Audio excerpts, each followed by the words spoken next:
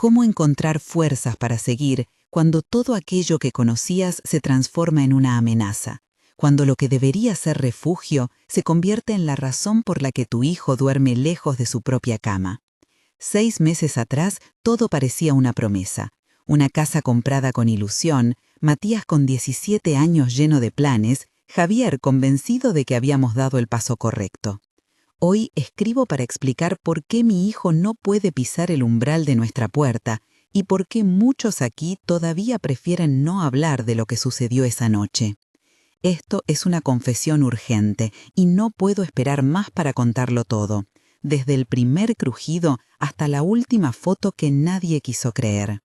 El silencio del barrio, el olor a humedad en los pasillos, la madera de las escaleras que se hinchaba con la lluvia, todo fue testigo. Fue en una madrugada de otoño cuando lo vi por primera vez. Una sombra alta y pálida que se quedó inmóvil junto a la reja de la ventana del cuarto de Matías, como si esperara a que él regresara. ¿Cómo explicar lo que vi? ¿Qué pasó después? Lo verán ahora. Nací en una casa con ventanas que daban a un pasaje de tierra. Mi infancia estuvo llena de risas en la cocina y de la voz de mi madre llamándome a cenar. Estudié enfermería porque siempre quise ayudar y porque me enseñaron a observar detalles que otros pasan por alto. En la adolescencia perdí a mi padre de manera repentina y aprendí que la fragilidad de la vida exige cuidado constante. Me casé joven con Javier y tuvimos a Matías, un niño curioso que creció con libros de historia y con la costumbre de esconderse bajo las sábanas para leer a contraluz. Siempre fui la que cerraba las puertas por la noche y miraba 2 veces la cerradura antes de dormir. Esa costumbre me salvó de muchas cosas y se volvió una obsesión. En el presente, trabajo como coordinadora en una clínica local, no por dinero, sino porque mantenerme ocupada me ayudaba a no pensar en la sombra. En estos 3 párrafos está nuestro pasado y la pequeña certidumbre que se rompió cuando mudamos a la casa que ahora tiene un nombre en los susurros del vecindario. La mudanza fue celebrada por amigos y por vecinos como un nuevo comienzo. El barrio, una calle con casas bajas y verjas negras, olía a pan recién hecho por las mañanas y a pasto cortado en las tardes.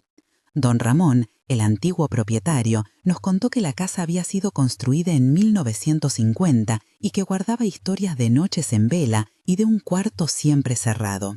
No le dimos importancia al principio, pensamos que eran anécdotas. La primera noche que dormimos allí, sentí el crujir de las tablas como un rumor de fondos. Noté un fresco que subía desde la escalera hasta la planta alta y el olor a resina aviesa me hizo recordar baúles en vela. Áticos. Matías dijo que le gustaba el cuarto porque la ventana daba a un jardín donde las sombras de los árboles parecían moverse sin viento. Javier cerró las cortinas con manos firmes y me dijo que respirara, que todo era novedad. Yo sonreí, pero algo en la forma en que la luz se apagaba en el pasillo me dejó en vela. Las primeras noches incómodas fueron sutiles. El crujir era diferente, no un ruido de madera que trabaja, sino pasos que iban y venían cuando todos estábamos en el salón. Escuchábamos a lo lejos un sonido como alguien arrastrando una cadena, y el timbre de la casa sonaba tarde en la madrugada sin que nadie estuviera en la puerta. Una vez, la radio en la cocina se encendió sola con estática, apenas un murmullo y la palabra «no puedo» podía entenderse entre los ruidos. Al principio, lo atribuimos a corrientes eléctricas, a cables sueltos, a la mala suerte. Marta, la vecina de enfrente, nos dijo que había soñado con una figura vestida de blanco que miraba a través de su reja. Elena, que tiene ojos de maestra y siempre observó la casa con desconfianza, nos recomendó dejar velas encendidas la primera semana. Fue entonces cuando empezamos a tomar fotos para el inventario y notamos algo extraño en las imágenes. En las tomas nocturnas, una forma gris se pegaba a la ventana del cuarto de Matías, como si la cámara la hubiera captado más que nuestros ojos. En una foto, la figura parecía inclinar la cabeza hacia adentro. La primera vez fue por la ventana del pasillo. Yo volvía de preparar la cena cuando percibí un movimiento. Javier estaba en la cocina y Matías bajaba las escaleras con la mochila al hombro. La figura estaba erguida frente a la reja, alta, con una textura que parecía piel demacrada y sin rasgos, como si alguien hubiera borrado sus facciones. Matías se quedó helado, su mochila cayó y la luz del pasillo dibujó la sombra en la pared. Recuerdo el roce del asa de la mochila en mi mano y el sabor metálico del miedo subiéndome a la garganta. Corrimos hacia la ventana. Javier empujó la persiana y no había nadie ahí, solo el reflejo de los árboles. Matías buscó la foto que había tomado aquella tarde en la habitación y la pantalla del teléfono mostró la figura recostada en la cama como si hubiera estado dentro de la casa. Dije que era una broma. Javier se rió con incredulidad, pero Matías se había quedado pálido, sus dedos temblaban y se negó a dormir en su cuarto esa noche. Diálogo extendido, escena en la cocina con Javier, Matías, Marta y Elena. Yo dije, ¿viste eso? Javier respondió, fue solo una sombra. Matías preguntó, ¿como si fuera real? Y yo dije, no lo sé. Marta llegó hasta la puerta y dijo, yo lo vi también anoche. Elena añadió, no es imaginación, hay historias de la casa. Javier replicó, esto es absurdo, nadie va a creer que una sombra mantiene a mi hijo fuera de su cuarto. Marta dijo entonces, ¿por qué Matías duerme en la sala? Matías contestó, porque la sombra me mira y yo la siento cuando cierro los ojos. Yo le agarré la mano y dije tranquila, estamos juntos. Elena dijo, tendríamos que consultar a alguien que entienda de estas cosas.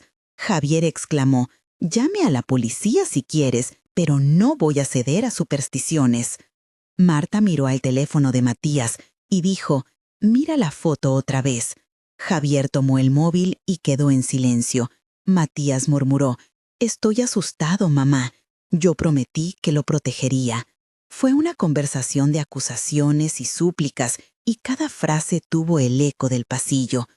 Empezamos a reunir pruebas, tomamos fotografías, grabamos audio con el teléfono y pedimos a Carla, una amiga que trabaja en comunicaciones, que nos ayudara a registrar todo con más cuidado. Las fotos revelaban una constante. La figura aparecía cerca de las rejas, se pegaba a los vidrios y en algunas imágenes parecía inclinar la cabeza como si escuchara. Un día noté en la mejilla de Matías una marca pálida como un círculo achatado. No era hematoma ni alergia, parecía como si algo le hubiera apoyado la mano y se hubiera ido impregnando en su piel. Al día siguiente apareció otra marca en su muñeca mientras dormía en la sala. Llamamos a la pediatra de confianza, la doctora Silva, quien revisó las marcas y dijo que no eran producto de violencia doméstica ni de reacción alérgica común. La explicación médica apuntó a una dermatitis atípica por presión o una reacción física de origen nervioso, pero la doctora también sugirió que lleváramos a Matías a ver un psiquiatra porque el estrés puede somatizarse. Lo llevamos a hablar con el doctor Rojas. Él tomó notas, hizo preguntas sobre sueño, apetito y estado de ánimo y dijo que la mente puede crear sensaciones intensas en situaciones de gran ansiedad. Sin embargo, el perito forense Pedro, cuando vino a pedirnos las fotos para su análisis, notó en las imágenes un patrón lumínico que no coincidía con reflejos normales. Pedro dijo que enviaría los archivos a un laboratorio especializado para analizar la anomalía. Así, empezaron a acumularse versiones científicas y testimonios que no encajaban fácilmente entre sí. De CTA de comentarios. Sé que muchos de ustedes escucharán esto y sentirán incredulidad, y otros sentirán reconocimiento. Quiero pedirles algo concreto. Si alguna vez han visto algo parecido, comiencen su comentario con «yo vi» y digan la ciudad o edad del testigo. No importa si fue una sombra en una ventana, una marca inexplicable en la piel o un sonido en la madrugada. Sus relatos nos ayudan a entender si esto es un caso aislado o un patrón que se repite en distintas casas. Compartan detalles concretos como hora del día, olor, sensación en la piel y si hubo fotos. No juzgo, ni creo más ni menos por lo que me escriban. Lo único que pedimos es verdad, honestidad y precisión, porque estamos recolectando testimonios para comparar con el material que tenemos. Sus palabras pueden ayudar a otras familias que están viviendo algo similar. Ahora continuemos con la historia, porque lo que viene después cambió todo definitivamente. La confirmación externa llegó de la peor manera. Una madrugada, Matías ya no quiso quedarse en la sala y pidió quedarse en la casa de Javier, que se negaba a reconocer lo que sucedía. Esa noche escuché a lo lejos un golpe seco en la puerta principal, luego un susurro que parecía imitar mi nombre. Me levanté sin pensar, el piso crujía como siempre, pero esta vez cada paso era una batalla contra el aire helado que subía de la escalera. Cuando abrí la puerta no había nadie, pero en el umbral encontré una fotografía vieja que no era mía. Era en blanco y negro, una familia posando frente a la misma casa en una época que parecía anterior a la mía. En el borde de la foto, alguien había escrito con tinta oscura el nombre Matías y una fecha que no comprendí. Sentí un peso en el pecho como si alguien me apretara el órgano y supe que aquello era una voluntad de la casa para reclamar o recordar. Llamé a Javier y su voz sonó lejana por el teléfono. Dije, ¿hay una foto en la puerta? Él preguntó, ¿qué tiene de extraño? Dije, mira la fecha y cómo está escrito el nombre de Matías. Javier prometió volver, pero cuando regresó se quedó de pie en el pasillo sin tocar la foto. Fue la primera vez que vi miedo verdadero en su mirada, un miedo distinto al mío, un miedo que no se mezcla con incredulidad. Momento de tensión 1. La habitación de Matías fue el epicentro. Abrí la puerta y el aire olía a aceites antiguos y a cera. Las cortinas estaban cerradas, pero una rendija dejaba pasar un hilo de luz que parecía moverse sin viento. Sentí como si alguien hubiera colocado la mano sobre mi espalda y supe que no estaba sola. Me incliné para tomar la lámpara y noté huellas en formato lineal que no correspondían a manos humanas, como marcas de dedos alargados. Respiré con dificultad y vi que en la mesa de noche habían 2 fotografías nuevas sin haberlas puesto yo. Una mostraba a Matías durmiendo y la otra era la misma familia en blanco y negro, pero con la figura detrás como si observara. El sonido de mi respiración se confundía con el crujir. Llamé a Jessica, que vive a la vuelta, y ella llegó con una linterna y se quedó en la puerta. Dijo, no puedo creer lo que veo. Alejandro, que trabaja con Pedro, tomó las fotos y dijo, esto tiene ruido lumínico no coincidente con exposiciones normales. Sentí que la casa respiraba. Decidimos involucrar a la policía. Laura, la oficial de turno, vino junto a un equipo una tarde gris. Registraron la casa con linternas, tomaron huellas del marco de la puerta y grabaron un informe. La policía local aceptó nuestro relato como denuncia, aunque con reservas. En la delegación se abrió un legajo y el fiscal pidió un peritaje. La descripción técnica de la pericia fue sencilla y contundente. El perito describió la toma de evidencias por fotografía forense, la extracción de metadatos de imágenes y auditoría de las cámaras internas, la recolección de marcas físicas en la piel de Matías y la cadena de custodia. Se detallaron protocolos de refrigerio de pruebas, embalaje en sobre sin contacto directo y la remisión al laboratorio de criminalística para análisis espectral de iluminación y fotogrametría. El informe técnico apuntaba a anomalías en la dispersión lumínica de algunas fotos sin una explicación simple por exposición o reflejo. Esa nota profesional dio cierto respaldo a lo que antes parecían solo testimonios emotivos. Momento de tensión 2. Una noche la manifestación fue violenta. Estábamos en la sala, Javier y yo intentábamos calmar a Matías por teléfono. De pronto la casa se sacudió como si alguien empujara desde dentro. Los cuadros colgaron torcidos y una estantería cedió dejando caer libros con un sonido seco. La luz parpadeó y las sombras en las paredes se alargaron hasta cubrirnos. Javier gritó «salgan». Yo dije, agarré a Matías por la voz y le dije «corre hacia la puerta». Había un olor a quemado y a incienso antiguo que me hizo tos. En el pasillo vi una figura con algo que parecía una máscara pálida y sin ojos, que se inclinó hacia la cámara. La pantalla de seguridad grabó todo, y cuando vimos las imágenes tuvimos un nudo en la garganta. La casa se cerró por dentro, y la persiana de la ventana del cuarto de Matías cayó de golpe.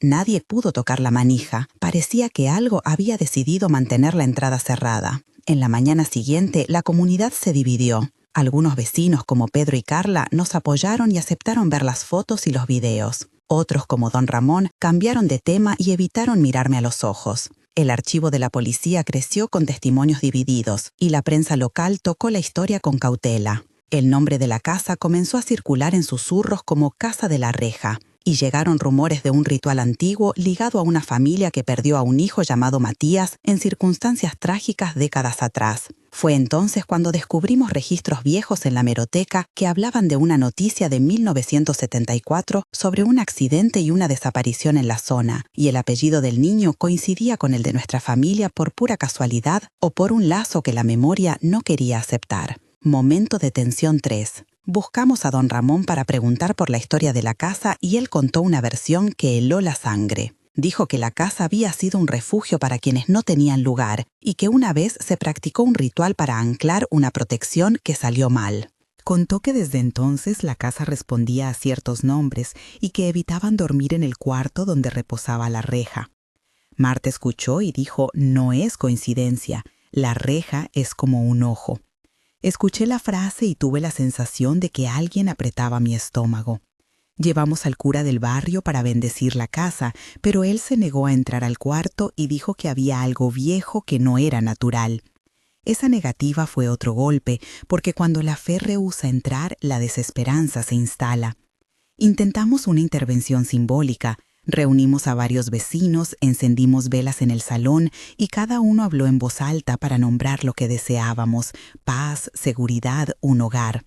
Hicimos una especie de ritual casero con oraciones y música. La noche parecía calmarse, pero al amanecer Matías amaneció con la palabra no escrita en su frente con una pequeña marca rojiza. La palabra no era mía, ni de cualquiera que se hubiera acercado en la madrugada. Fue la confirmación de que la casa no aceptaría la calma impuesta por nosotros. Momento de tensión 4. Llegó la noche en que decidimos sacarlo todo de la casa. Cargamos cajas y muebles, el camión del pueblo se estacionó frente a la reja y los hombros comenzaron a bajar los objetos. Cuando la cama de Matías fue arrastrada hacia la calle, escuchamos una risa fina como la de un niño que venía de dentro de la pared. La madera de los tablones detrás del armario parecía palpitar y pequeñas grietas dejaron caer polvo que olía a tierra mojada y a hueso. Javier sujetó a Matías, que no quería salir sin su almohada. Yo sentí algo que mordía mis pantorrillas como manos heladas. Grité basta y la risa se detuvo. Fue un momento de entrega, sacar todo y marcharse para salvar a quien más amaba. La huida fue inmediata. Empacamos lo imprescindible, documentos, medicinas y la foto que había aparecido en la puerta. Matías se fue a la casa de Javier y allí se quedó esa primera semana. Dormíamos con la puerta siempre abierta por si él llamaba, y yo pasaba noches en vela revisando archivos y conversando con Pedro y con Laura para entender si había otra explicación. Hicimos un inventario de objetos y guardamos pruebas. La policía cerró el legajo temporalmente y el perito pidió más tiempo para los análisis. La comunidad sacó sus propias conclusiones. Algunos dijeron que la casa debía ser demolida, otros que quizás era un brote colectivo de histeria. Pero para nosotros la decisión fue práctica. No podíamos forzar a nuestro hijo a dormir en un lugar donde su cuerpo reaccionaba con marcas y su mente con terrores. Descripción técnica breve del procedimiento policial y pericial. La policía levantó acta, se tomaron fotografías forenses del lugar y se registraron las declaraciones de los testigos. El perito embaló muestras de material orgánico, extrajo metadatos de las imágenes y envió las evidencias al laboratorio de criminalística para análisis espectral y de iluminación.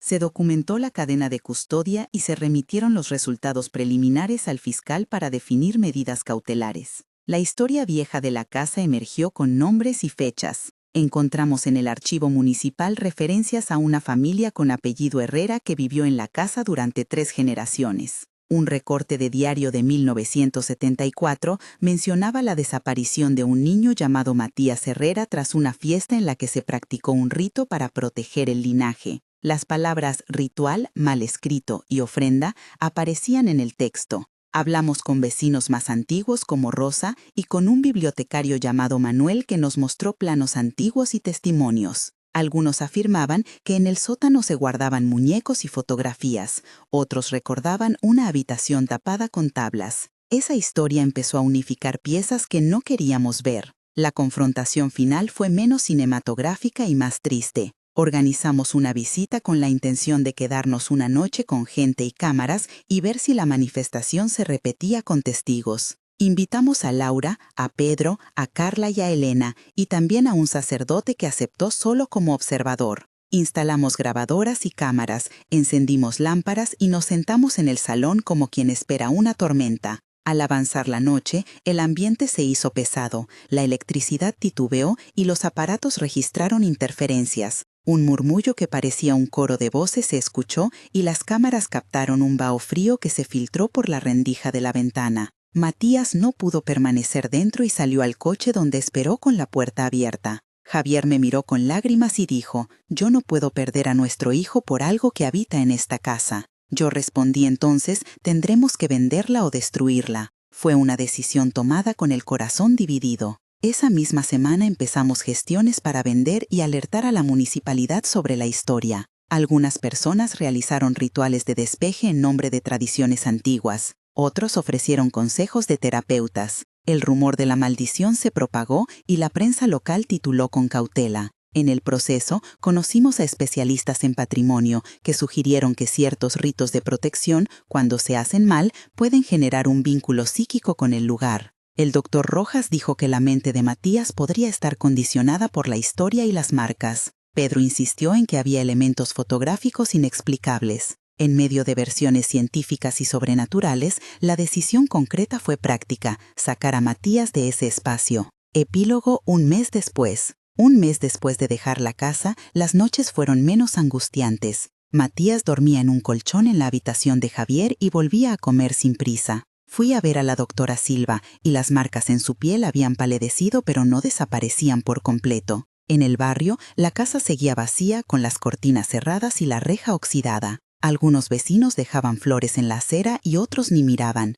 Hablé con Marta y con Elena sobre la posibilidad de comprarla y demolerla, pero el costo y la burocracia frenaron la idea. Matías volvió a la escuela, pero evitaba hablar del tema. A veces en la tarde lo encontraba mirando por la ventana ajena al patio, como si midiera la distancia entre nosotros y la casa. Sentía alivio y culpa al mismo tiempo, porque huir significaba admitir derrota. Comencé a llevarle más tiempo, sacábamos caminatas largas y tratábamos de reconstruir rutinas que parecieran seguras. La noche ya no me temblaba tanto, pero cada crujido de puerta en las casas vecinas me hacía contener el aliento. Epílogo: 3 meses después. A los 3 meses, Matías empezó a recibir terapia con el doctor Rojas y con una psicóloga infantil llamada Laura Gutiérrez. Trabajó en técnicas de anclaje y de exposición gradual, y poco a poco sus pesadillas se hicieron menos frecuentes. Sin embargo, en una sesión, la psicóloga encontró que su mente mantenía una imagen fija: la reja y la figura inclinando la cabeza. La escuela organizó un encuentro para profesores y padres y contó con la presencia de la directora Ana, que mostró una política de apoyo a estudiantes en crisis. Nos pidieron discreción y contención. La policía comunicó que el peritaje seguía sin una explicación concluyente, pero que no hallaron elementos de manipulación externa en los archivos auditivos. La comunidad continuó dividida. Algunos vecinos nos mostraban compasión y otros se alejaban. Recibimos cartas anónimas pidiendo que no volviéramos a ocupar la casa. Esa tensión nos hizo acelerar la venta y contactamos a un abogado que inició trámites de desalojo de posible reclamante antiguo. La vida siguió, pero con una cicatriz invisible. Epílogo: 6 meses después.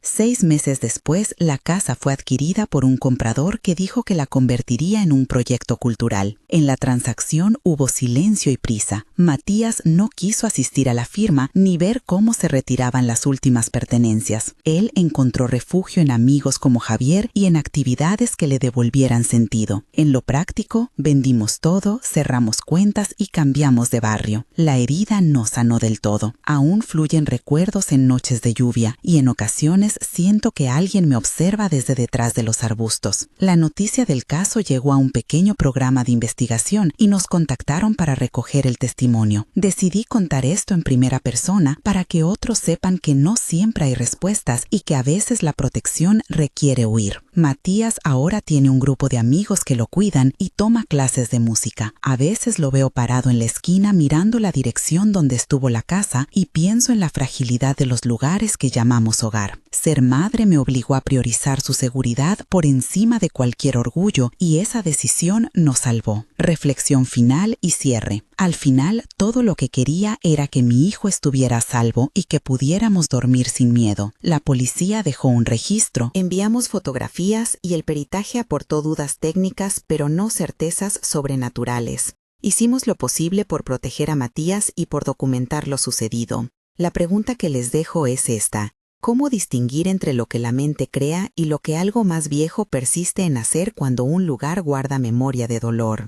Un mes después sentí alivio. 3 meses pasaron con terapia y apoyo. 6 meses y la vida continúa con el costado doloroso de una casa que ya no es nuestra. Si esta historia les toca el corazón o les recuerda algo que vivieron, por favor cuenten su experiencia. Si quieren seguir escuchando relatos reales como este, suscríbanse al canal para no perder las próximas historias. Si ya han escrito, comiencen su comentario con "Yo vi" y compartan ciudad y edad del testigo para ayudarnos a mapear patrones. Agradezco a quienes leyeron hasta aquí y a quienes ofrecieron manos para sacar cajas en la madrugada. No puedo explicar todo, pero sí puedo jurar que haría lo mismo otra vez para proteger a mi hijo.